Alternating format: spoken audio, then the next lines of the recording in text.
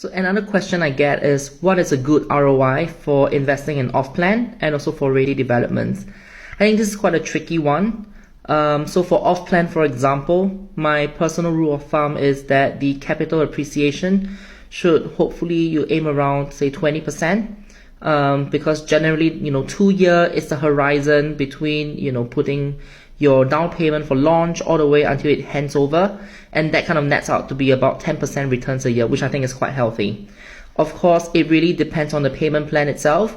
So, whether if it's like a 50-50 payment plan or, a 90-10 payment plan, the percentages is important because then, the amount you put in as equity to calculate your ROI or ROE from will vary very significantly.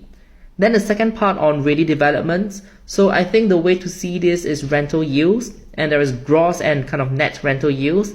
And I think as per my previous video, a good gross rental yield, which is how much you get in rent per year, divided by how much you spend for the entire project, should be a good 10%.